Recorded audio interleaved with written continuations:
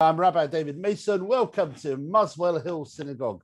As you can see, the beautiful modernist Art Deco building is behind you on Tetherdown in Muswell Hill.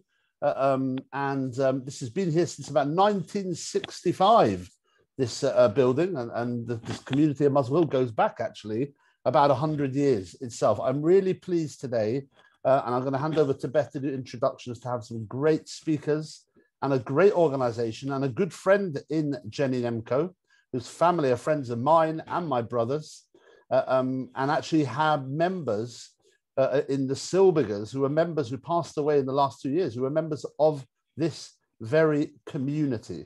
Valerie and Clive, dear Valerie and Clive, who were great characters, were members of this synagogue, and only recently we had the stone setting as well. So what I'll do is I'm going to hand over first, asking to unmute, to our very own Beth. You have to unmute, Beth. Hello, everybody. Good evening. Welcome, members, non-members, and everybody else. This is nearly Shabbat on the Hill. It's a program that we've been running since lockdown, and we have some great speakers each week. But we're very happy that you're here with us this evening because we've got a great lineup. We've got Jenny Nemko from Talking Matters, with Rabbi Hanan Schlesinger and Noor Awad. We're very, very happy to welcome you, and I'll hand over to Jenny. Just actually one thing, housekeeping. We will be recording this, so if you don't want your face recorded, just stop your video and that'll be fine. If you can put all your questions into the chat room, and Jenny will then go to your questions one by one at the end of the talk. I hope you enjoy the evening.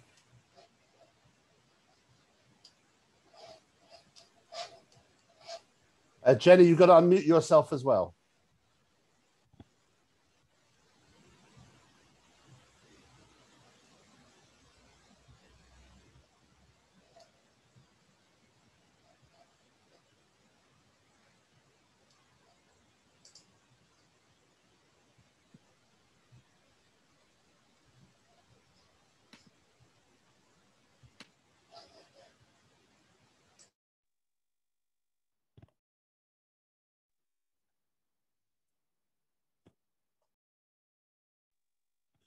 Jenny, we're waiting for you. Having some first minutes of meditation here together. Perhaps the host can unmute her. Beth, I think you might need some help. Perhaps you can talk her through it. So, Jenny, do you see the mute button at the bottom left there of your screen? So you just need to click that.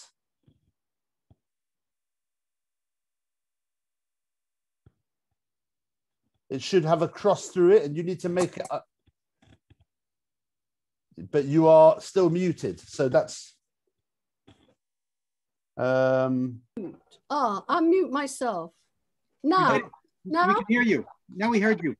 Hey, good. Can you see me? Yes. You see me and you can hear me. Great. Well, thank you. Thank you. Good evening to everyone, and thank you all so much for coming here this evening. And thank you, Rabbi David, for inviting me to talk about Talk Matters, my new initiative, and to have the opportunity in a few minutes' time to introduce you to Roots, one of the initiatives that Talk Matters is promoting. Know the heart of a stranger, seeing you were strangers in the land of Egypt. This is what Talk Matters is all about. Treating the stranger well, the same way we would treat each other, meeting, talking, and sometimes disagreeing with each other. But how is that possible when we have so little understanding of that stranger's world? Because we have not had the opportunity to meet him or her. Most Jews and Arabs don't mix socially. The identity of both groups are built on a denial of each other, a state of mind, almost as though each side is invisible to the other. There's a word I came across recently that sums it up. I actually can't remember the word, but I know it was about closing your mind to things that are too difficult to deal with, a kind of blindness. I really like it just being easier to see the enemy. And in some ways, I understand that. Essentially, what we hear is Israelis are under existential threat and have the right to secure themselves. And if we have the opportunity to listen to the Palestinian view, we'd probably hear Palestinians are under occupation and have the right to resist. A lose-lose situation that reflects the deep insecurities felt on both sides, unable to become a win-win because it ignores the current circumstances and the past history of both narratives. So it's essential to know what's going on the ground and encourage greater understanding between Arabs and Jews. And this isn't just important for Israel. It's important here in the UK, where there's a resurgence of anti-Semitism muddled up with anti-racism and anti-Zionism. People in the UK need to know about the positive things that are happening in Israel. Need to know, even if only online, they can meet a Palestinian and a Jew who are talking and listening to each other. That way we are more likely to stop stereotyping and realize that most people aren't extremists and don't hate each other. They just want to get on with their lives. And there's no reason to consider that the everyday Jew or Muslim in the street is the enemy. A better understanding of Israel leads to less ignorance and confusion about Zionism and anti-Semitism.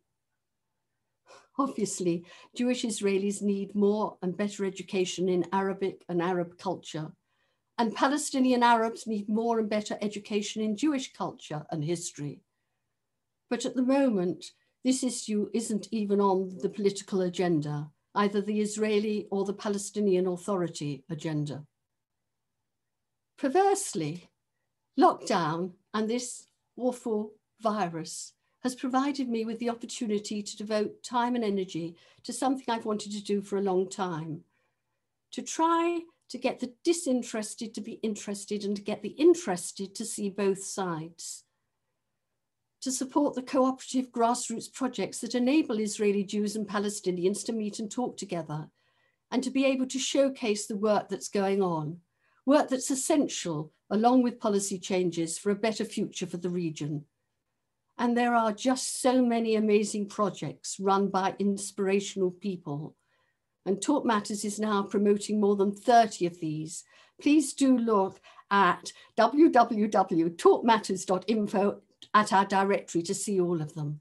They're projects that bring people together because of particular interests: music, sport, business, ecology, religion, and drama and art. And there are projects that bring people together because they have lost a loved one to the ongoing conflict. And they're projects that bring people together to discuss the political situation. And whether they are my particular views or not doesn't matter. I support all these projects because they enable people to talk to one another face to face. One of these projects is a wonderful eye-opening project called Roots. 2 or 3 years ago, my husband Terry and I were introduced to Roots by the United Synagogue's Israeli representative, Rabbi Gideon Sylvester. We were amazed that Israeli settlers and Palestinians were talking to each other and that we'd heard nothing about this in the UK media. Tonight, we're so lucky to have with us 2 people who are involved in the project. Rabbi Hanan is the co-founder of Roots and director of international relations. Noor Awad is an active supporter of Roots, organizing joint Palestinian-Israeli activities and speakers on behalf of Roots on many, many occasions. Before we begin with Rabbi Hanan, I'd just like to repeat what Beth said. The webinar is being recorded, so please switch off if you don't want to be seen. But I think in a way it makes a more together atmosphere if we keep our cameras on and we can feel a bit more like a live audience for our speakers. So we're going to start with Rabbi Hanan. Both speakers are going to speak till about 8:45, so for about a half an hour. And then we're going to have question and answer session, and we hope to end by 9:15. And we'll start now, please, with Rabbi Hanan. Thank you. Thank you, Jenny. Thank you, Beth. Thank you, Rabbi Mason. I'm going to begin with a phrase you probably never heard, Merkaz Karama. Merkaz Karama. Merkaz is a Hebrew word, some of you might know. It means center. And Karama is a word in Arabic that means dignity, the dignity center. The dignity center is the only joint Israeli-Palestinian community center in the whole West Bank / Judean Samaria / Palestine / occupied territories / disputed territory / Greater Israel. We created the Dignity Center as the flagship project of Roots, the Israeli-Palestinian grassroots initiative for understanding nonviolence and transformation. In the Dignity Center, before the pandemic and after the pandemic, brings together Israelis and Palestinians, local Israelis and Palestinians, people who are neighbors but have no contact with each other. And in the Dignity Center, they meet each other, whether it's in photography workshops or interfaith dialogue or summer camps or day camps or our youth movement for high school kids or the little kids play group, lots of programs. You have to understand that the Dignity Center creates common ground. And when I say common ground, I'm not using a metaphor. I'm speaking literally. You see, where we live in the West Bank, / all the things I said earlier, there's no common ground. Literally, Palestinians live in Palestinian cities or towns. Israelis live in Israeli cities or settlements. And each side is forbidden by law and by taboo to go into the side's place, other side's land. Even if there were a crazy Israeli and a crazy Palestinian who wanted to meet for coffee, there's just about no place to do it. No place to do it.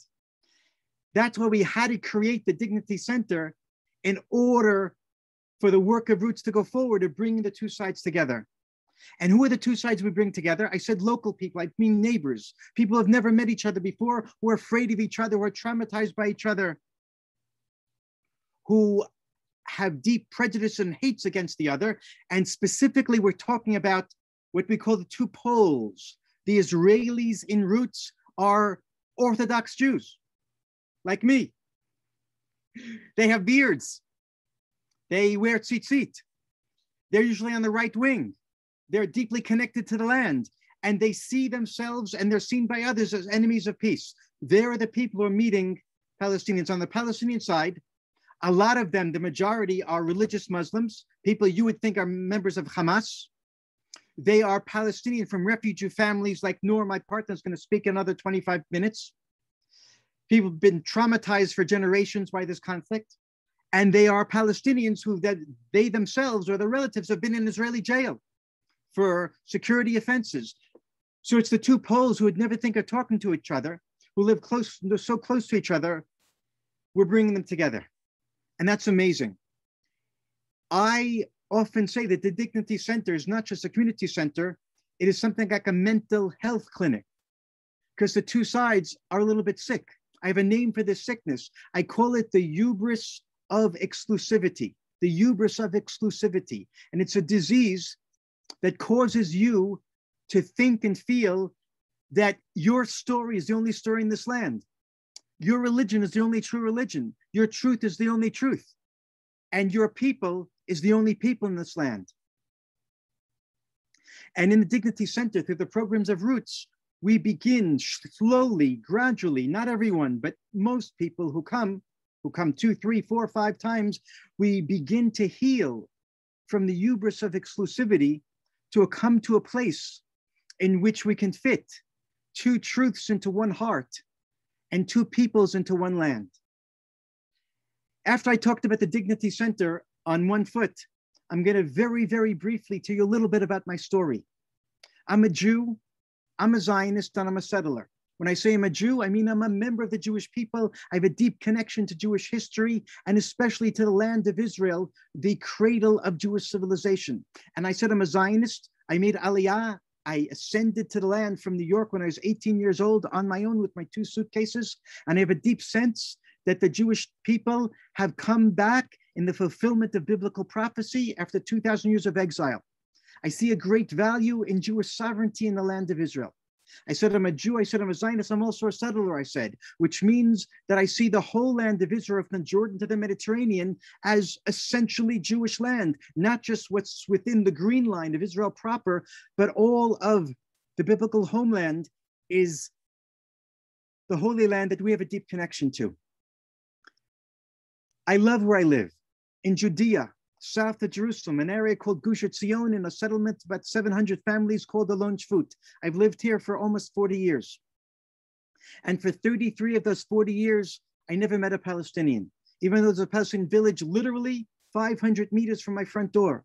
And 80% of the people in the area are Palestinians, but we live in different towns and villages. And we speak different language, different cultures, different religions. We have different educational systems, different legal systems, different municipalities, different calendars. We don't know the other exists. And I certainly didn't know that Palestinians exist. For me, they were like the gray, drab scenery that passes in the background of a movie, but is not part of the plot. That began to change for me about 7.5 years ago. I was driving my car in the area I live in Judea, in Gush Etzion, with 2 Protestant pastors. They were from the US. They asked me to show them around to see how biblical prophecy of Isaiah, of Jeremiah, of Zechariah are coming true before our eyes, and the people of the land, the Jewish sons and Jewish daughters, are reclaiming the land. So we drove around in my car and I showed them the houses we built. I showed them the roads we paved. I showed them the forest that we planted. And as we're driving, I picked up a hitchhiker on the side of the road. I picked up another hitchhiker. They stayed in the car for a few minutes. They asked to get off. They got off. And then after they left the car, one of the pastors turned to me and he said, Hanan, that was a great thing you did. You taught us a lesson in the Jewish ethics. You picked up hitchhikers. I've never seen that done before in Texas. And I said to the pastor who was sitting next to me, I said, Bob, it's not just me. Around here, we all pick up hitchhikers because we have a common vision. We trust each other. And just like everyone else, I do my best to pick up everyone who puts out his finger for a ride. I told him I tried to pick up every person who puts his finger out for a ride. And by the time I finished that sentence, I realized that I was lying. I was lying to me, and I was lying to my friends in the car. You see, I never picked up a Palestinian in my life, even though they're most of the people walking the side of the road. When I said that I pick up every person, I thought I was telling the truth, which means that either I don't see the Palestinians or I don't see them as human beings. And I felt embarrassed in front of these 2 pastors that I said something that revealed my deep prejudice and my blindness, to use a word that Jenny used, which is so true. I realized at that moment how blind I was. And I decided to do something about it. I said to myself, and I said to the pastors, that I'm going to meet my Palestinian neighbors next opportunity I get to make them into human beings in my consciousness. When I went home, I began this journey of trying to meet my neighbors, and I failed. I failed because there was no one can introduce me. There were no common ties. How am I going to do this? Until it happened, long story, that I was invited to meet Palestinians. This was the last Wednesday in January 2014. It was about 2:30 or 3 in the afternoon. I left my house to go where I was supposed to go to meet Palestinians. My wife saw me opening the front door, about to walk out. She asked, where are you going? I said, I'm going to meet Palestinians. She screamed. She said, you can't do that. They'll kill you. And I approached my wife. I saw the terror in her eyes. She begged me not to go. But I knew that I had to do this. I walked out of the house. My heart was pounding. I was probably as afraid as she was. I didn't know what they would do to me. I'm walking through the orchards and the vineyards around Alon Shvut where I live.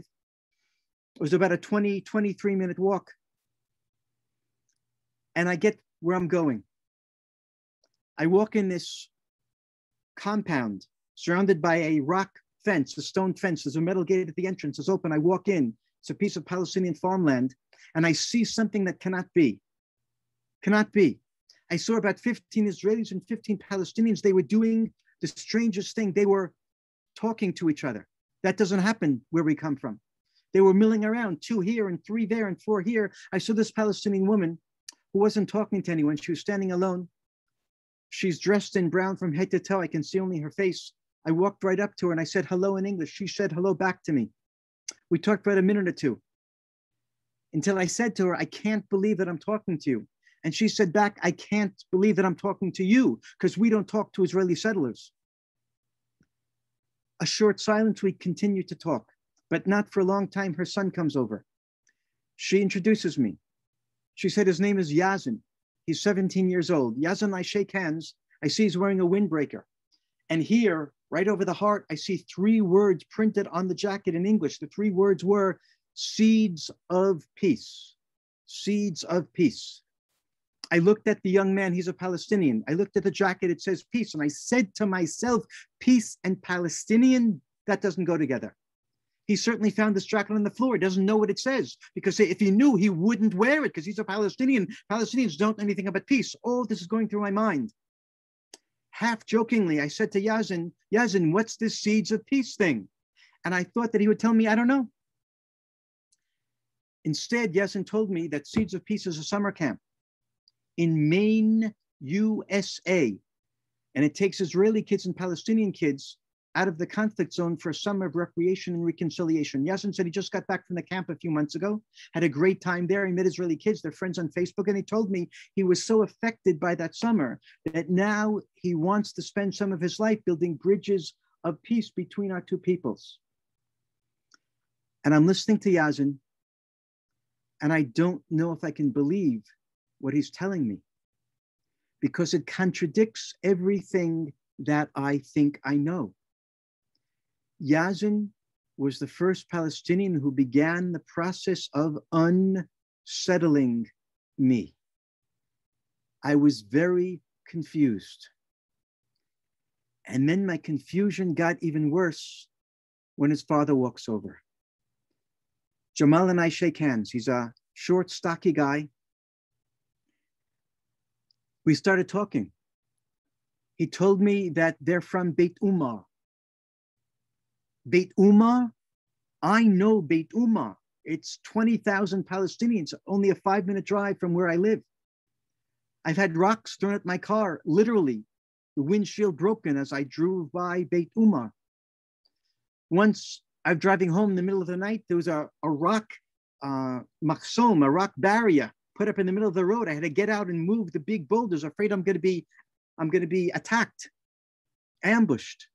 I have a neighbor who was killed by gunfire right where the road passes Beit Umar. I know those people in Beit Umar, they're terrorists, I say to myself, and now I'm talking to one of them. I just met his wife and his kid. It wasn't easy for me. Jamal starts telling me the story of his life. He told me, Hanan, you know, in Beit Umar, there's no Jews, there's no Israelis, there's only the Israeli soldiers who guard the entrance to the city, and they make life very difficult for us. We hate the soldiers, and by extension, we hate all the Jews. No one in Beit Umar would ever want to meet one of them over coffee. Except, he said, he had this neighbor many years ago who did want to meet Jews. And this neighbor would go to the city of Jericho, about an hour and 10-minute drive from Beit Umar, for a Jewish-Muslim dialogue. And Jamal tells me, one day my friend said, Jamal, you want to come? And Jamal told me, Hanan, he said, I said to my friend, I'll never, ever come with you. That's only for the weak people and the traitors. But the friend wouldn't get off his back and kept trying to convince him to come. And eventually Jamal tagged along. And Jamal told me, Hanan, he said, the Jews and the Muslims sat in a big circle in this room in Jericho, and I, Jamal, did not participate. I sat in the corner, but I listened to them. And they talked. I heard what they were saying. At one point near the end, one of the Israelis, Jew, walked up to me, Jamal said. And as he started coming closer, I was really afraid what he'd do to me. He came right up to me and he forced me to shake his hand. Then he asked me questions I had to answer him. It was really, really unpleasant to have a conversation with a Jew. And when he finally finished the conversation and walked away, Jamal said he wiped the sweat off his brow and ran to the bathroom to wash the filth off his hand from touching a Jew, and he vowed never to come back to this cursed place. Jamal went home, had a big argument with his wife. She was very upset that he went there, and they agreed they'll never tell anyone about it, never go back. Long story short, somehow Jamal's friend convinced him to go back with his wife. And they went back again and again, and then they brought their kids. And Jamal tells me, he says, Hanan, after a few months, I realized that where I thought there was only an enemy, I met a human being and a partner, and it changed me. I listened to Jamal speak, and I was totally confounded. How could this be? How can a Muslim, a terrorist, a Palestinian be transformed? See a partner in the Jewish people? I was really, really losing it. I didn't know what to do with myself. I started feeling conflict in my stomach that this is so challenging. But Jamal doesn't stop talking. He told me another story. He said, Hanan, you know that the little kids in Beit Uma, when they see someone who looks like you, they start to cry. I said, Jamal, why do they start to cry?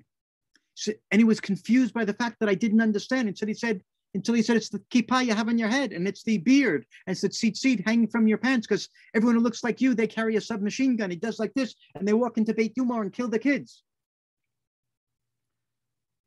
Silence. I did not know what to say. I thought this is borderline anti-Semitism. What is he talking about?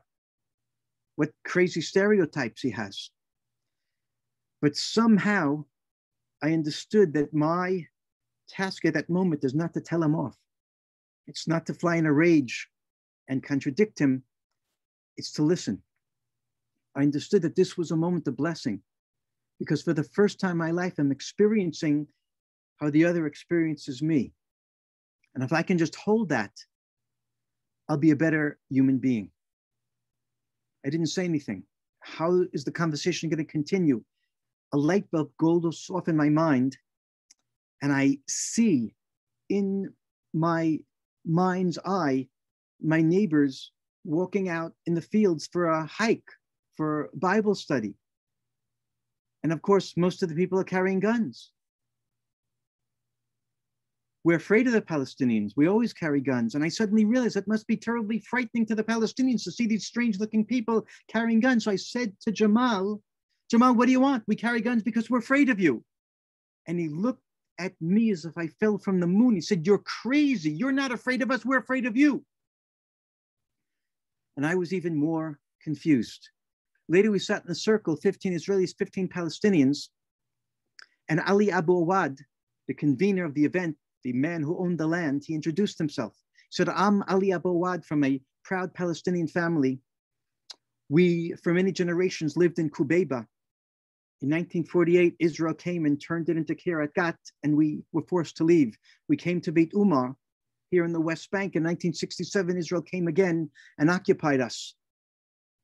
Occupied, he said? He said, Israeli occupation. I'd never heard those two words before in my life from a human being in my presence. I'd read in the newspaper, heard on the radio, but a human being telling me he lives under Israeli occupation, that means my occupation. What is he talking about? I've never seen this thing before. When I drive in the roads of Samaria, when I walk in the fields of Judah, I don't see occupation. I see return of the Jewish people to our ancient homeland after 2,000 years of exile. What could be more righteous than that? And this Ali Abu Awad guy, this Palestinian, is telling us that our Jewish triumph of the spirit is his nation's tragedy. And our nation's righteousness is his nation's suffering. It was really, really hard for me to hear that. I didn't know what he was talking about. He wasn't trying to give a political discourse. He wasn't trying to convince us, just telling the story of his life. But it challenged me deeply. It contradicted what I knew. I went home that day, confused, confounded, upset. I remember walking back and forth, pacing in my study, feeling my stomach's falling out. I'm getting so nauseous from this conflict inside my soul. He says it's Palestine. I say it's Israel. He says they belong here. I say we belong here. He says this is occupation. I say this is liberation of the land. And I realized that I didn't know anything of the background, what he's talking about. I had to figure this out. I went and searched out Ali Abu Awad to that same piece of land. I met him. It wasn't just me. There were other Israelis who wanted to meet Ali. There were other Palestinians who wanted to meet these Israelis who were meeting Ali. We began to talk. And again and again and again. I don't know how it happened, but somehow we set unwritten and unspoken ground rules that we're not there to tell the other that you're wrong. We're not there to tell them off. We're there to do two things, to tell stories and to listen to stories. The Palestinians told us their story of hundreds of years of life in that land, Palestine. They told us about the Zionist movement displacing them.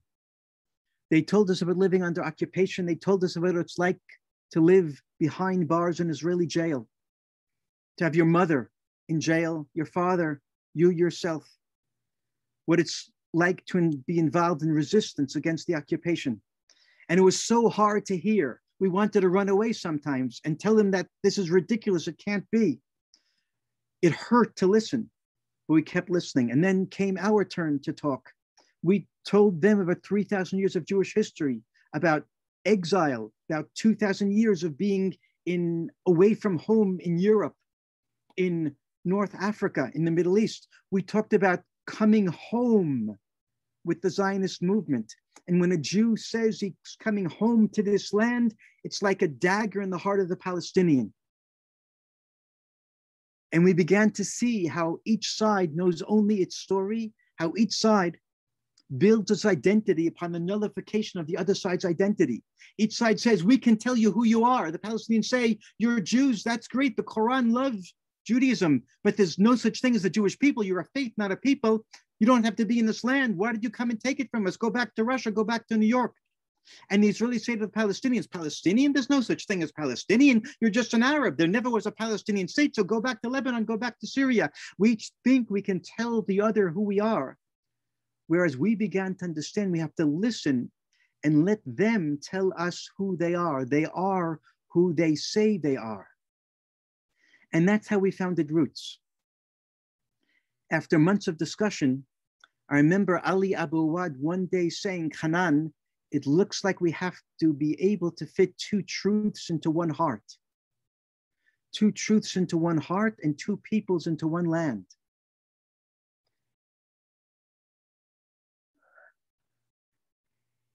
It was a real process for me of challenge and transformation. I'd never met a Palestinian before. I only knew my story. And suddenly I began to hear there's another truth, there's another story. That doesn't mean that my story is false, because you don't have to be wrong for me to be right. I firmly believe that the land is the land of Israel, from the Mediterranean to the Jordan. But I also believe today that that same land from the Jordan River to the Mediterranean is Palestine. They're both true at the same time. There's no way around that. I'm a Zionist, I'm a Jew, I'm a settler. Our partners are proud Palestinians. We're not giving up on our rights. They're not giving up on their rights. But we're realizing that no one's going to get their rights if they don't acknowledge the other side's existence, the other side's reality, the other side's legitimacy. We are fated to live in this land together. Neither side is going to disappear. The question is if we're going to do it out of violence and occupation and oppression and resistance, or we're going to do it out of a mutual acceptance. It's so hard. It's easy to say those words. You guys perhaps don't know, perhaps you do know how hard it is for me to say these words. I remember how I cried the first time we came up with the Roots vision statement, and I signed it, that says that we envision a new social and political reality that recognizes both sides' historical connectedness to this land and grants dignity, equality, and human rights to both sides. It was so hard because there's a sense of being a traitor to your own people. But there's no other way. That's the foundation of Roots. I'm in the last 3 or 4 minutes, if Jenny's looking at the clock. I'm aware that we're off time. Thank you. In the last 2 or 3 minutes, we're not political. Roots is not political, but the reason we're not political is not because we ignore politics. It's not because we think the present political situation is good. The present political situation is bad, it's evil, it's wrong, and it's oppressive. It has to be changed. We have to change. We have to take responsibility to change it. But we in Roots have come to the conclusion that the people are not ready for political solution at this point because this conflict is more than just politics. It's not just security and it's not just resources. This is a conflict over identity. Who are we and who are they? Is it the land of Israel, the land of Palestine? And therefore, if the peoples won't first be involved in dialogue and human recognition, then there's nothing to talk about. Politics will just blow up in our faces, like the Oslo Accord blew up in our faces because there's no recognition. The people most connected to the land and to history and to their identity on both sides blew it up. The radical settlers and the religious Muslims, Hamas. We believe that before or concurrently with political negotiations, there has to be a human process of summer camps, of dialogue, of interfaith dialogue, of music workshops, of the run for reconciliation, which we did today in the Jordan Valley. We ran together and then we had a ceremony afterwards. We have to see the humanity on the other side. We have to develop empathy and trust for the other side. And that's the only way we'll be able to create the human groundwork for these two people to live together in this little sliver of land that we both call home. Thank you. Thank you. Thank you. Thank you, Rabbi Hanan. And now we're going to go over to Noor Awad, please. Thank you, Hanan. Thank you, Jenny. I am amazed that Hanan still have the energy to talk today after running the marathon. You are young, Hanan. Thank you. So, hello, everyone. It's good to be with you here tonight. My name is Noor, and I will share my part of the story on how we get to do the work that we do today. How someone like me, a Palestinian, would join such an initiative with Israeli settlers today. Something that most of my society would not accept for obvious reasons. My story, like many other Palestinians, if not most of Palestinians, goes back to 1948. I mean, in 1948, my family were expelled from their village in southwest of Jerusalem to a refugee camp here in Bethlehem. They stayed in the refugee camp and thought that this will be a short time for them, and once the war will end, they will go back. But what they thought it was a short time turned out to be now more than 73 years. My parents were born here in Bethlehem. My father was born in 1957. My mother was born in 1964. Both of them had lived under the Israeli occupation after 1967 in the West Bank. My father actually wanted to leave the country by late 1980s. He left to Jordan for a while, my mother as well, and that's why I was born there. I wasn't born here. I was born in Amman in Jordan in 1991. And 2 years after that, the Oslo peace process was signed. So for the first time in their life, after many wars and conflict and living under occupation, now in the early 90s, there was the talk about the peace and about ending the occupation and establishing an independent state of Palestine. So like many people at that time, my parents were very hopeful and that finally now they can come back to Palestine and live a normal life. So we moved back in 1995. And I usually say that for me as a kid, back then, living here, I didn't really saw much of the conflict. I wasn't affected by the conflict that much. On one hand, I remember that, you know, my father, who used to work in Jerusalem, and my family had a very stable life when we moved back here at the beginning. Also, you know, on the other hand, that our ability to move around and to travel and our life was much better before the year 2000, before the second Intifada. And I was a kid, as I said. I was like, I didn't understood the complexity. I'm not saying that the occupation and the conflict disappeared in those years, but that's what I remember. That's my experience back then. And in the year 2000, the second Intifada started. The second Palestinian uprising started as a result of the failure of the peace talks and the peace process. A very violent chapter of the Israeli-Palestinian conflict. And at that time, my life started to be directly affected by the conflict. My father lost his job in Jerusalem. Where I live in Bethlehem, it became very actually dangerous sometimes because of the shooting and the Israeli army invasion to the city, and the clashes with the army most of the time. There was no schools to go to. In general, those years of the second Intifada became very. I found myself living in the middle of the conflict, and it became very difficult and not safe to be here in a way. So growing up during the Intifada, I start to think about my identity and who I am, and what does it mean to be a Palestinian living here, a third generation from the Nakba, from the catastrophe, what my grandparents lived in their time, what my parents living and what I'm living now.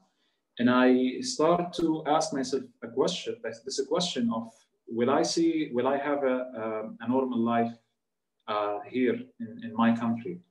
And it felt like that I will never have a normal life here in Palestine. We will always live in a conflict. We will always live under this occupation. And if I want to have a normal life, I should maybe think to move out, to move somewhere else, to leave it.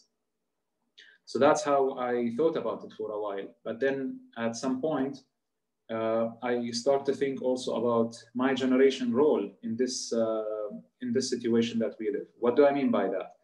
I mean, when we come to talk about the conflict, when we talk about 1948 or 67 or 73 or any, the history of this conflict, and by the word we, I'm referring to my generation on my side, people my age. Of course, there is Israel that occupies us today, but we also blame our side. I mean, we blame the past generations for not doing enough, for not taking responsibility. I say, if my grandparents, if they resisted in 1948, if they didn't leave their village, if they somehow fought, we wouldn't end up becoming refugees now for generations. We wouldn't end up in this situation. So we criticize and we say it's the responsibility of the past generation. But now it's our time. So what should we do? And I thought that I should go and move somewhere else. But if I move and most of the people my age do the same, then who would stay here to change the situation? Who would stay in Palestine to change it? What are we doing to the next generation? So from this point of view, I start to believe that no, we have responsibility. We have responsibility toward the situation, and we need, even if we don't choose that situation to be like this, but we have a responsibility to fix it and to improve the situation in our country. But then the question, what to do? Today, when I say the word conflict to my people, referring to the situation, most of my people wouldn't understand why I'm choosing this word, especially people my age. I mean, for us, we don't feel we are in a conflict with Israel because we don't feel we are like equal in a way. They are occupying us. They have the army that controls our life. We found ourselves this way. So it's not a conflict for us. That's what my generation thinks mostly. It's the occupation. The power imbalance. That's what we experience. That's what we live under. That's why it's hard for my generation and my people to understand the word conflict. And I use it to basically to include the context that actually it didn't only started in 1967. It didn't only started when the military occupation began in the West Bank and Gaza. Because before that, we had the Jordanian occupation, and before that, we had the British Mandate and the struggle against that British Mandate and the Zionist movement. So that's also part of that. That's the roots of the conflict. Why I'm saying this? I'm saying this because I want to clarify, you know, when you start to think about taking responsibility, then you think about the circumstances and the situation today, and you think, of course, any people who are under occupation, they have to resist if they want to bring this occupation to an end. That's how most of nations got rid of occupation, because you resisted. And the idea of resistance is so much connected with violence. Resistance means violence against their soldiers, against their settlers, against their people. So that's what some of my generation or many of my people think. And then I came to learn also about non-violent resistance. Not necessarily, or not the idea of using violence all the time. But the point is that whether if I'm talking about non-violent resistance or violent resistance, it's not by starting a partnership. It's not by seeing the Israelis in any case becoming partners. It's always seeing the Israelis as the enemies and obstacles. And that's the reality that I grew up with, that I grew up in. So in 2014, I finished my tour guiding course. I joined the tour guiding course here in Bethlehem, where I live. And I started guiding Christian tourist groups, mostly around Bethlehem and in my country. And I actually start to meet with more tourists who are interested to know about the reality, about the political situation. And I'm guiding sometimes specifically like geopolitical tours of groups with students and foreigners who are, as I said, interested to learn about and understand the situation and the reality we have here. Some of them, or most of them, they are familiar with the Israeli narrative. They came already hearing the Israeli point of view or point of views. And it's their first chance, or it's their first time to hear the Palestinian side.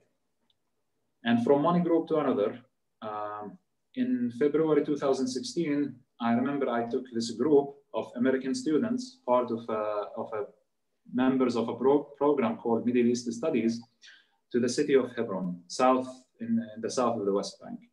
And I took them to Hebron that day, and the purpose was to visit the city, learn about it, and see the religious and historical sites like the Ibrahimi Mosque, the tomb of the patriarchs, and also, of course, learn about the geopolitical reality and the occupation, about the settlements and the Israeli control of part of the city and all of that. And at the end of the day, after being guided by me and learning about the life in Hebron and the reality there, we arranged actually a meeting for the group with someone who would represent the settlers community in Hebron.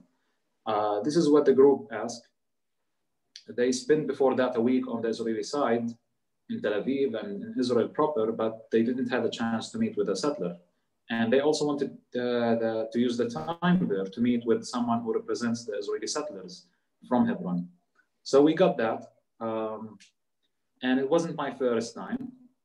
But in order to clarify, this, I actually, in these meetings, I couldn't attend even if I want to. What do I mean? I mean, when I bring my group to meet with a settler, they go inside one of the settlements in Hebron. And I, as a Palestinian, I actually have to stay outside to wait my group until they finish. Something has to do with the movement restrictions and security from the Israeli side. So that's why I'm not present at the meeting. But I know in general what the settlers will be saying about us. I know what the Israelis are saying about us, or I thought that I actually knew. However, what we did that day, we sat somewhere, we actually gathered somewhere where me and the settler, the speaker, was present at the same time.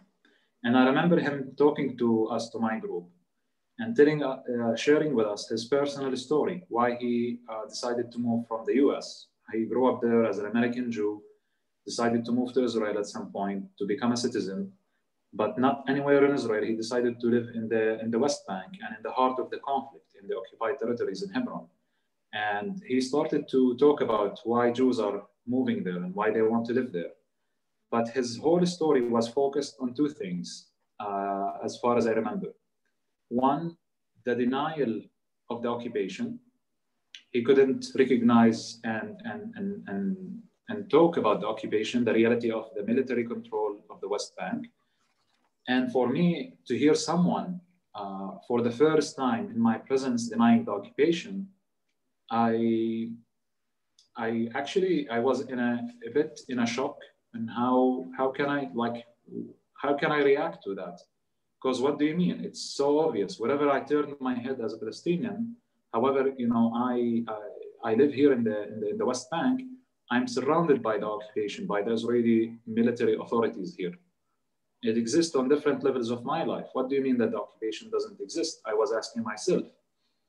And then the second point that he focused his story on was the denial of my national identity. He denied that there is anything legitimate called the Palestinian people or the Palestinian national identity. He referred to us as Arabs, as in Hanan actually used as an example in his speech, that we are only Arabs. And we have 22 Arab countries to go to. That's what he said. And after hearing this speech of denial, I was very frustrated with him. He actually, in a way, affirmed what I thought before about settlers. And I felt more animosity between us than before meeting the settler in Hebron. On the way back to Bethlehem with my group, we had a last meeting. We were supposed to have a last meeting, and that meeting was with Rav Hanan Schlesinger from Roots. And it was actually, I wasn't really sure about what Roots is. I thought he will be talking to us about the life in Gush Etzion as a settler. But then I learned on the way that it's a people-to-people initiative, and they are Palestinians and Israeli settlers together, and they are working for peace and understanding. And I was shocked. I mean, what are you talking about? I couldn't really understand that. Because in our context, to hear about it, to hear for the first time about such a project between Palestinians and settlers, you feel as a Palestinian that the intentions behind this project are not, or is not clean. There is something suspicious about it. Why settlers want to make peace? Peace means for them they have to leave the Palestinian territories. They have to leave Judea and Samaria. So, however, I came to Roots with many questions in my head and a lot of hesitance and suspicion, as I say. We sat there, we met with Rav Hanan, and he started sharing with us the same story that he shared with you now. I think even a little bit longer. He talked in more details. And there was the moment when Hanan spoke about the truth, about how he realized at some point that the truth does not only exist on his side, but also it exists on my side. And listening to his stories and to his story and to the story with Jamal and his encounters with other Palestinians, I felt Roots very confused and challenged and overwhelmed, because I felt that the person I have just met and the voice I've listened to was a voice of recognition and empathy. I'm only using those two words to describe the process. Recognition and empathy, two big words, and might sound vague to you. What do you mean by empathy and recognition? The fact that Hanan was able to think out of the box that he found himself in, and to start empathize with my people and start to empathize with our situation and what we go through, and improve his understanding of our reality. And recognition on many levels, not just the recognition between two political entities, not just the recognition between two countries, but the recognition between two peoples and two identities, which seems to be nearly impossible. How can you recognize both Israeli Zionist identity and Palestinian national identity at the same time? The two things were founded in a way against each other. You can even say contradicting each other. But Hanan showed me that this is actually possible. And he showed me that we can have the ability to hold both truths together and to have both things together at the same time. As I said, I left Roots confused, and I thought more about it, and I went back to Roots. And after meeting with other Palestinians and Israeli activists, I decided to join. Lovely. I'm going to have to stop you there, Noor. Thank you, because we want to have time for some questions. We need to finish by 9:15. Thank you so much, Noor and Rabbi Hanan. And the questions have been coming in fast and furiously, and also with lots of praise for your openness and for your stories, for sharing them with us. So thank you for that. Can I start with a question to you, Noor? And it says, is anti-normalization prevalent among Palestinians living under occupation? Yes, it is. So many of my people actually believe that the work we do is a type of normalization. And to be clear, what do we mean by normalization? Is that what we are achieving at the end of the day is friendship between people and personal relationships. That's not going, and it's not talking about the political reality. That's not addressing the issue that we are suffering from, which is the occupation. And that's how many people define this work as type of normalization. That's not going to bring the end of the occupation. Many people say that we have participated in the 90s in the peace camps. We have participated in the early 2000s, and it achieved nothing. In my opinion, this is my personal opinion, I think that also the idea of anti-normalization was misinterpreted and misused to a certain extent. The accusation of anti-normalization or normalization became very broad and used to describe any type of activity with Israeli, gathering or meeting with Israelis. There are, for example, left-wing organizations that might be organizing protests against the occupation, making action on the ground, bringing Palestinians and Israelis to protest against the Israeli occupation. And there could be just like a gathering between some Israelis and Palestinians. That's not necessarily an action against the occupation, just to sit and talk and meet. Now, both these activities could be described for my society as normalization. That's why I'm saying that the accusation itself or the word became vague and misused and misinterpreted. The anti-normalization movement or the anti-normalization that came out in 2004 before the BDS movement was supposed to be guidelines for who are the Israelis we can work with and who are the Israelis we can't work with. The ones who recognize Palestinian national rights based on the international law, and the ones who don't recognize Palestinian national rights according to the international law. But then it became misused. Okay, thank you. And a question for Rabbi Hanan. How do you see the ways in which intergenerational trauma among the Jewish people fuels this conflict? The question assumes that I see intergenerational conflict, intergenerational trauma fueling this conflict, and indeed I do. I think that the trauma goes back actually thousands of years. The Jewish people are traumatized not just by the Holocaust, but by most of our history. I want to give an example to everyone. It's now just 2 weeks before Passover, and we all know, those of us who are Jewish, that we have a central line in the Passover Haggadah, the Passover liturgy, that says, "B'chol dor v'dor omdim aleinu lachaloteinu." In every generation, they rise against us to annihilate us. First it was the Egyptians, and then it was later generations, and it culminated in the Holocaust, that effort in every generation to annihilate the Jewish people. Well, that song, that line from the Haggadah has been given many different tunes, and it's a song on the radio in Israel beginning right around now, 2 weeks before Passover. Everyone sings it, everyone knows it. And it's very clear that to most Israelis, the song is talking not only about the Egyptians and the Crusades and the Holocaust, it's also talking about the Palestinians.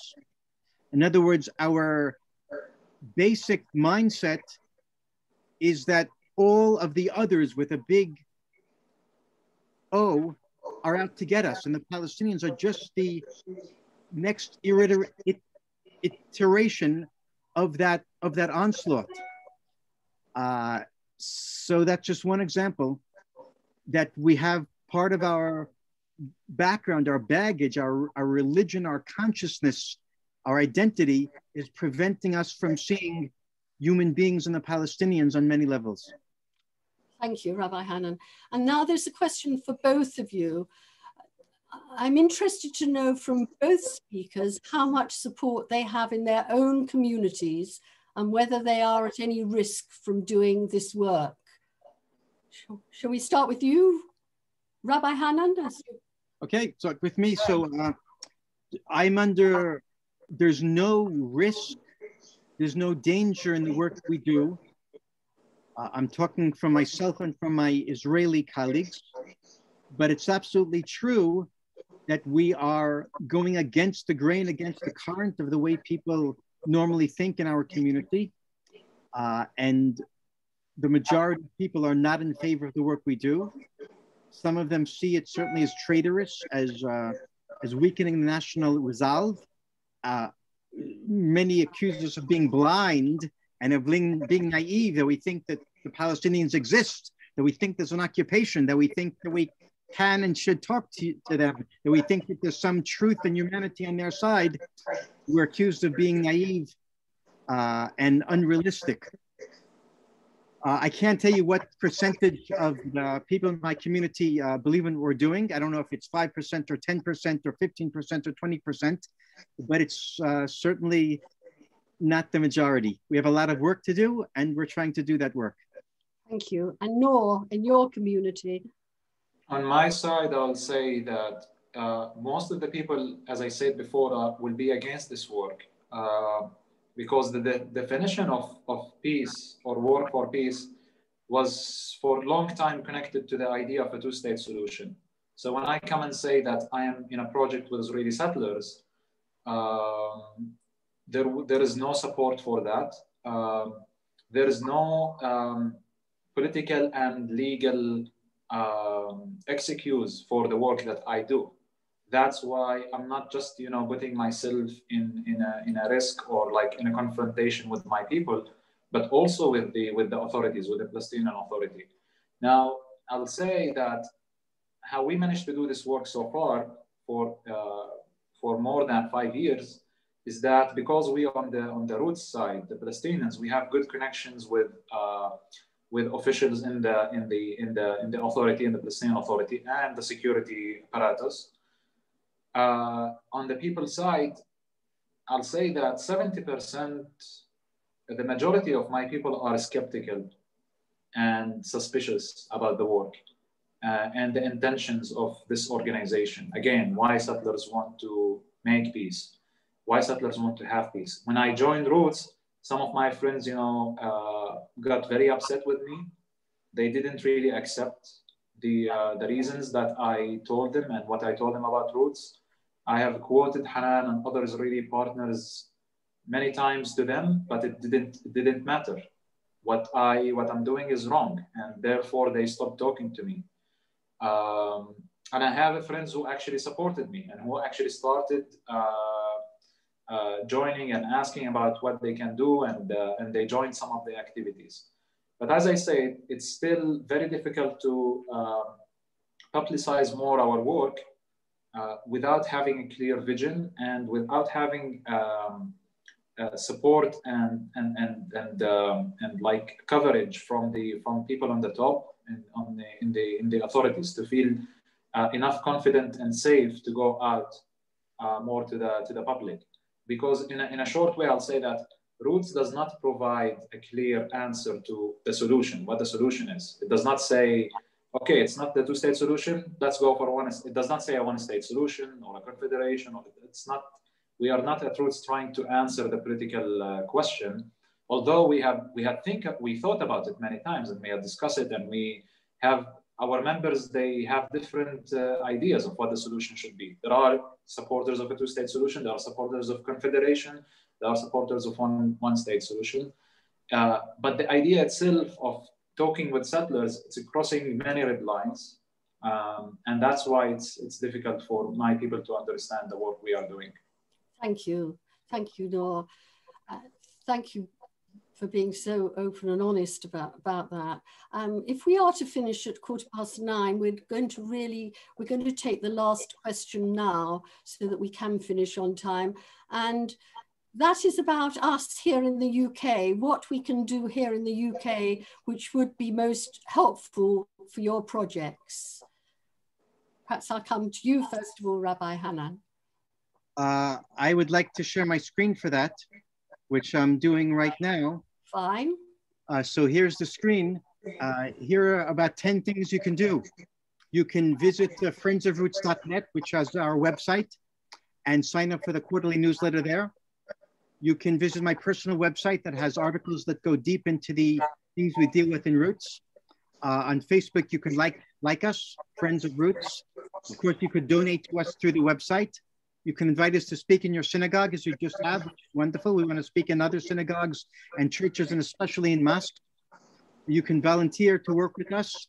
The screen says the American Friends of Roots, but now it's the International Friends of Roots. We're looking for board members with experience in management. We're looking for accountants. We're looking for thinkers. We're looking for activists. We're looking for people in social media.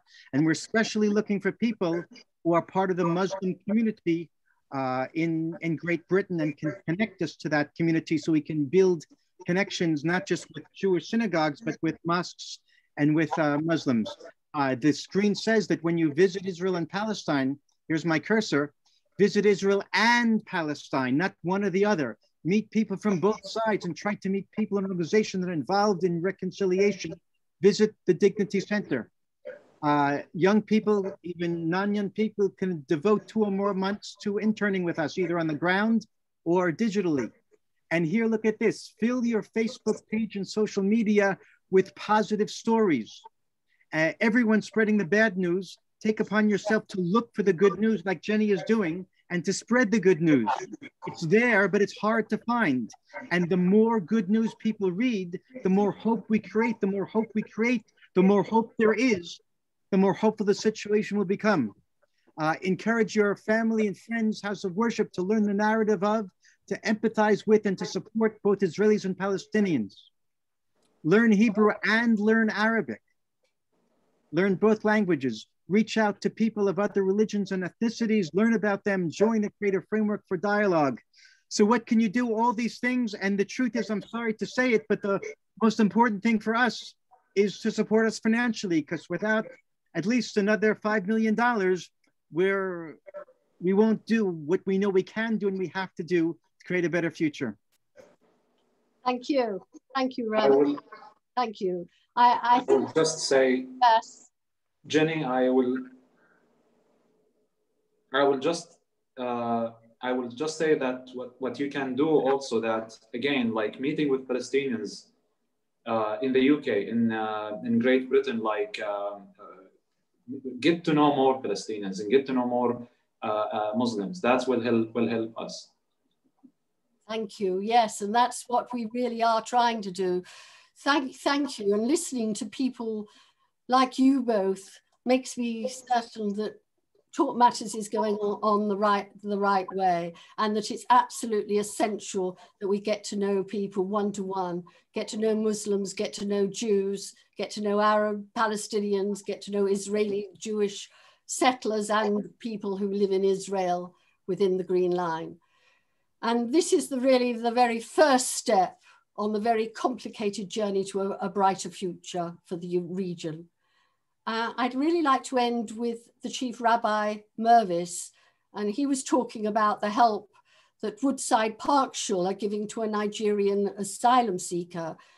He said that feeling a sense of responsibility to reach out to those around us, whether near or far, is a fundamental Jewish precept. And so for Talk Matters, that means helping more Jews to meet Palestinians and vice versa, all helping to have the right people and the institutions in place when the new day eventually does dawn, a day that celebrates Palestinian freedom and independence alongside a secure Jewish homeland in Israel. Rabbi Typhon of the Ethics in the Ethics of the Fathers said, "It is not for you to complete the task, but neither are you free to stand aside from it." So please, support Roots, look at Talk Matters website, look at what we're doing, support us to bring more organizations to the UK so that people get to know more about the positive things that are happening in Israel, Palestine. Thank you so much for being with us. Thank you so much, Rabbi Hanan. Thank you, Noor, so much as well. And I know it's really late for you now. You're 2 hours ahead of us, so we really do appreciate you being here. Thank you, Rabbi David, for allowing Talk Matters and Roots to be here this evening and to talk about talking. Thank you. I just wanted to come in and say thank you on all of our behalves as a synagogue, on behalf of everyone here. Firstly, to Noor and Hanan, to Rav Hanan. I did a master's in conflict resolution in divided society and went to Israel-Palestine.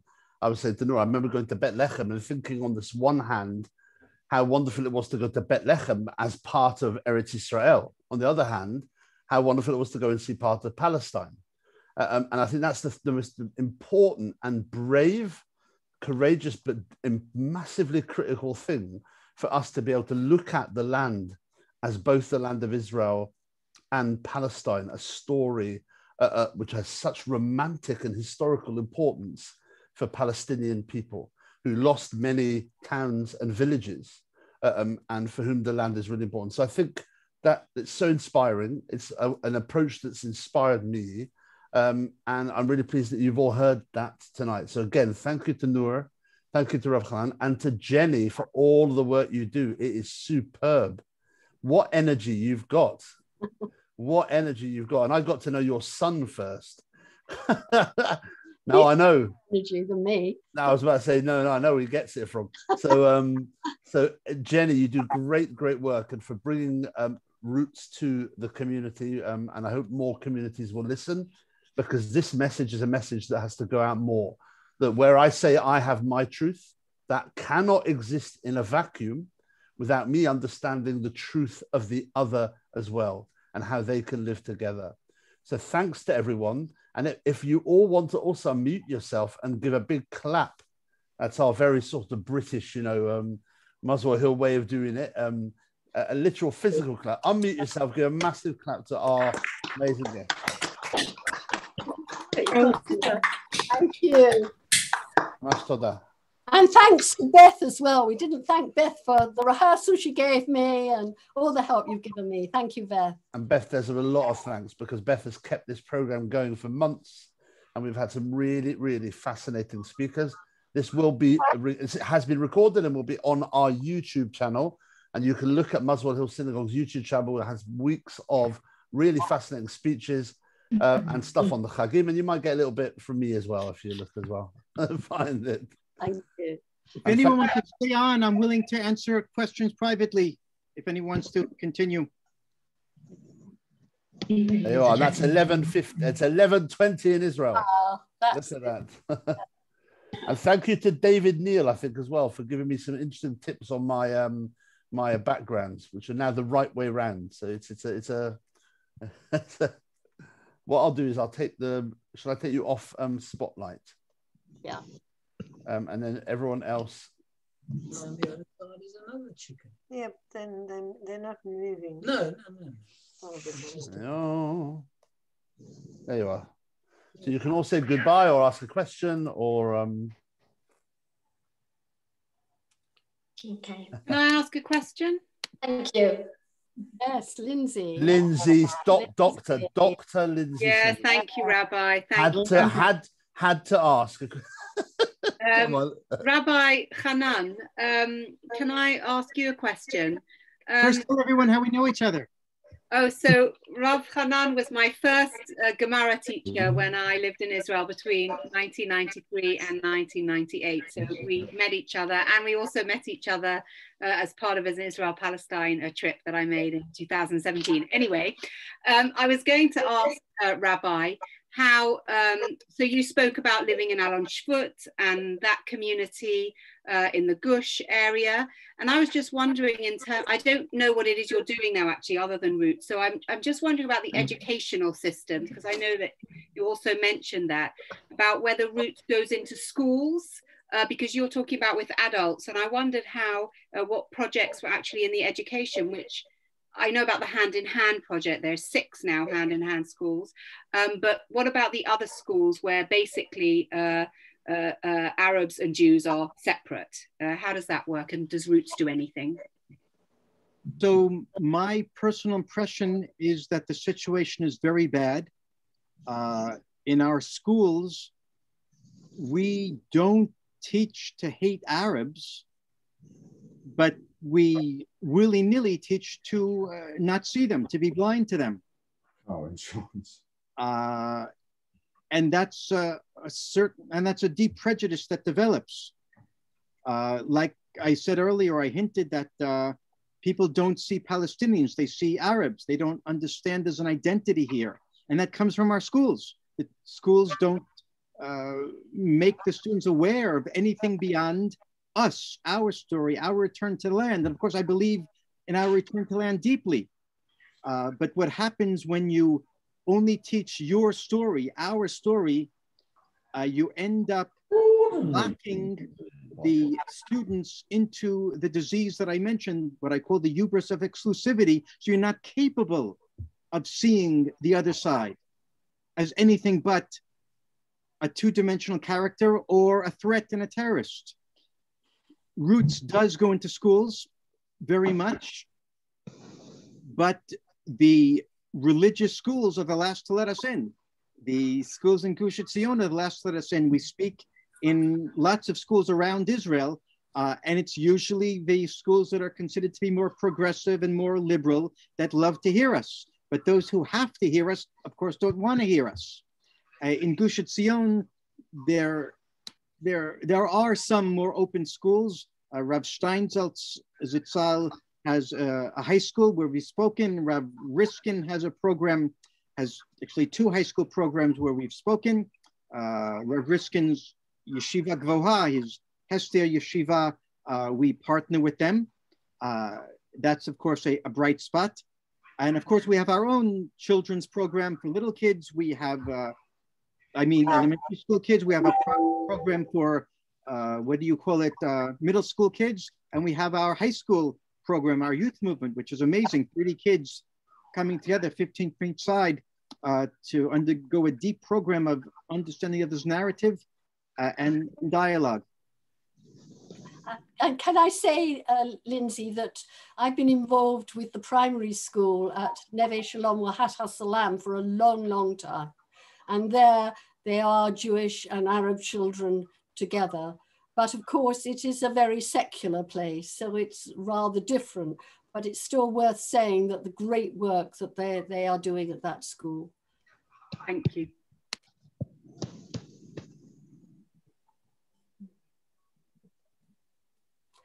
Right. I saw questions in the chat that I can't read because I'm talking, but if the people who mentioned questions in the chat I see, I have a problem with my chat. I see Iman wrote something. I read out her question. Ah, okay. 2 questions she had. I read those out, yes.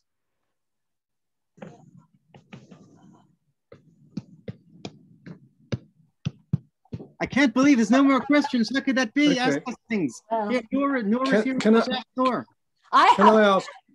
ask a question? Yeah. Yes, please. Yeah, this is Mr. Jenny here. Probably the less energetic of the family. But could I ask both of you how you see the future? Nora, you want to take that question? You mean, how do we see the future in terms of a political solution, or of what you're doing, the future of what you're doing at Roots? How do you see that? What's the goal?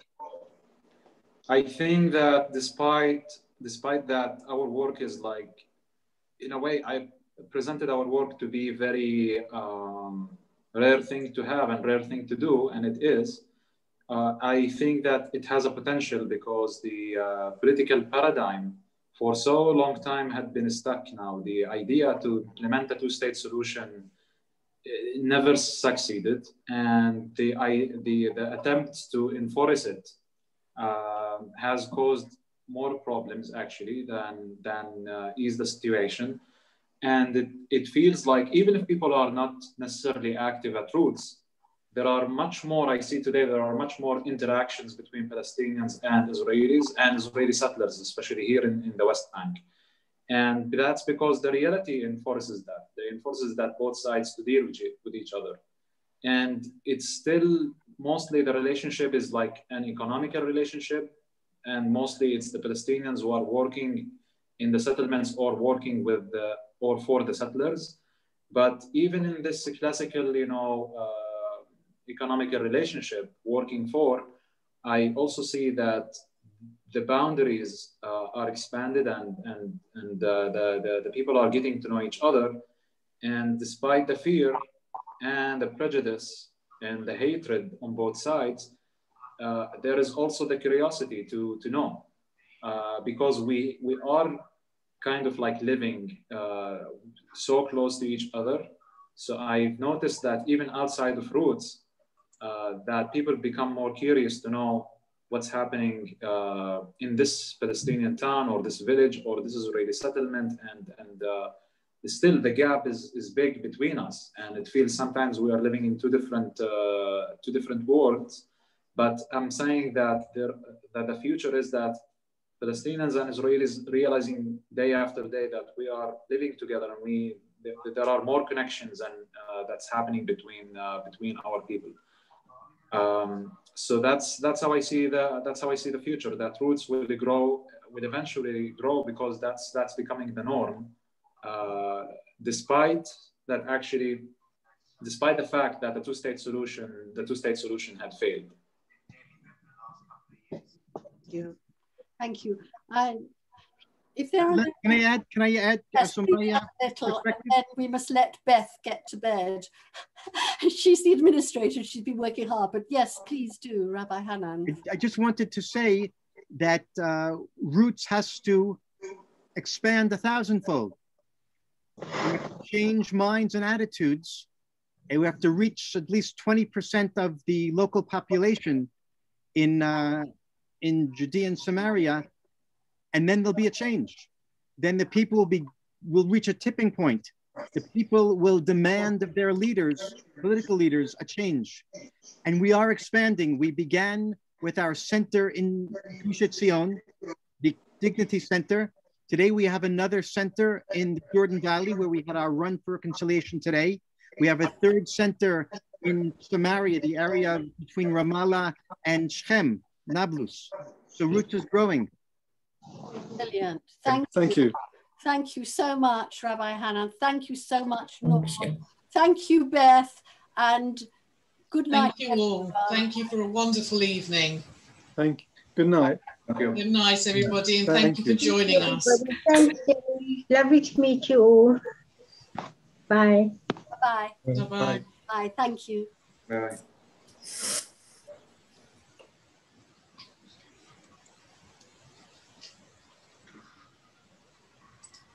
Night, and thank you both, and thank you, Jenny and Ben.